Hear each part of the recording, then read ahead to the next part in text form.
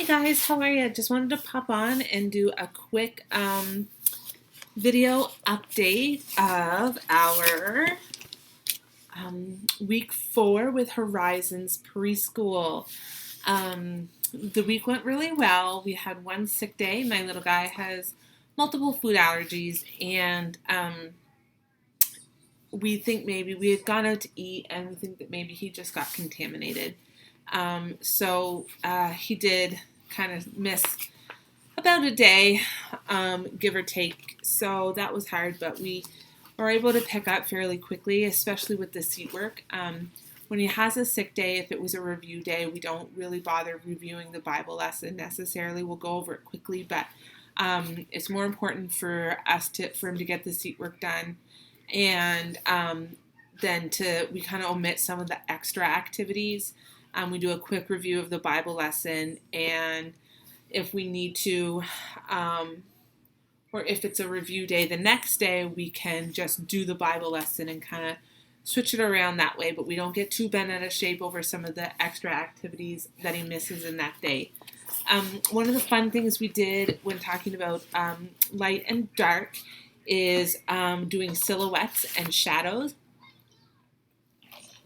In our master bedroom, we have room darkening curtains, so we were able to pull those over, and we use like a desk lamp, and we shone it against the wall, and they were able to do shadow puppets and look at themselves and see each other's silhouettes, and then also what happens if we get closer to the wall, further away, how does the shadow change. And then they did some shadow fighting where their shadows would intercept, and they would kind of play around that way. So, and that was fun. And then there was a corresponding activity in the workbook, which was fun. And it was taking the animal and drawing a line to the corresponding shadow. And that was really fun. I didn't know how that was going to go, but it went well. He breezed right through it. And I love seeing that there wasn't anything to trace. Most of them have been a lot of them, I should say, have been traced a line, and I find that that's not really much of a challenge unless you're just trying to use it as pre-writing skills. But if that's our actual math time, I would rather there be no line and him be able to figure that out on his own. Another thing we did this week was we introduced our Phonics song, which I've done a separate video of that. But we had learned of this song via Michelle Duggar, and she has sung it with a couple of her kids.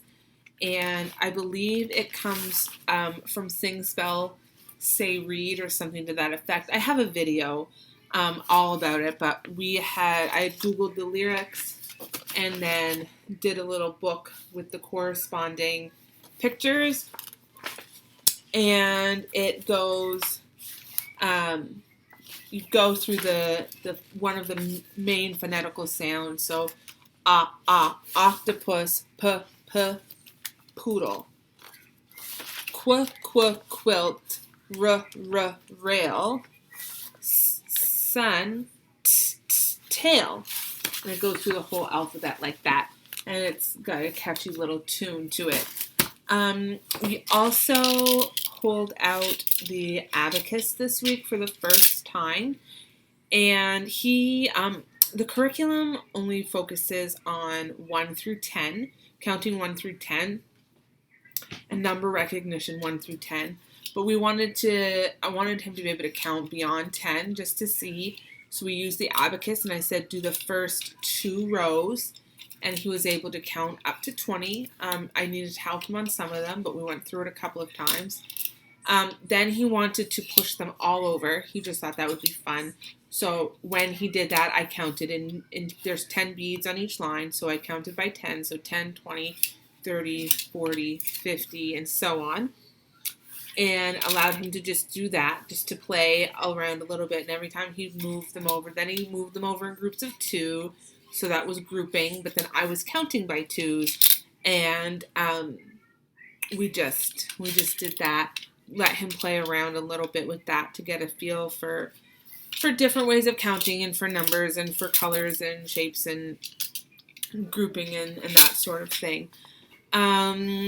Overall, we're still enjoying the curriculum enough to keep going with it. We had talked about maybe replacing it, but then I thought, really, we've invested this money into it, and later on in some of the activities later on in the book, they do pick up in intensity, and it does get more challenging, and we are just easing into it. We are in our first full month. That we just finished one full month, and most kids didn't come into it at the same academic level that he did. So we're going to stick it out, but we are going to add in something, either a science, like a kindergarten or grade 1 science curriculum, or we might get a subscription to the Magic School Bus Science Club, and that's a monthly subscription where you get kits to be able to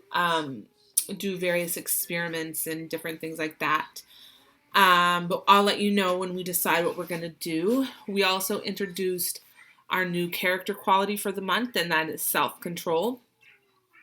And the operational definition that we did, and I kind of reworked, is staying calm so I can do what's right even when I don't feel like it. And I mean, to me, that's the epitome of self-control.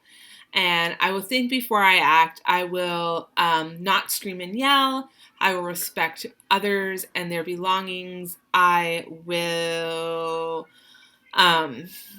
sit still and quiet. I will build healthy habits, and we use that in the context of when we're eating treats.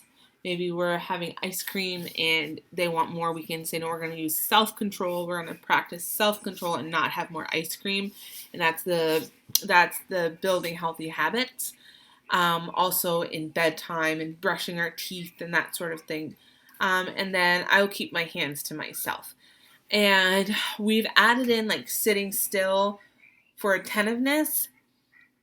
But we've also put it in for self-control. So some of those I wills are going to kind of cross over, and those are the ones that we tend to find we struggle with the most.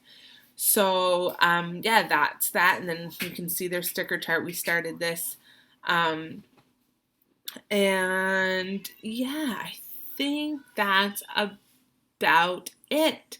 So, yeah, we'll update you again next week. And if you have any questions, comments, anything like that, just go ahead and put a comment below. Okay, thanks so much. Bye-bye.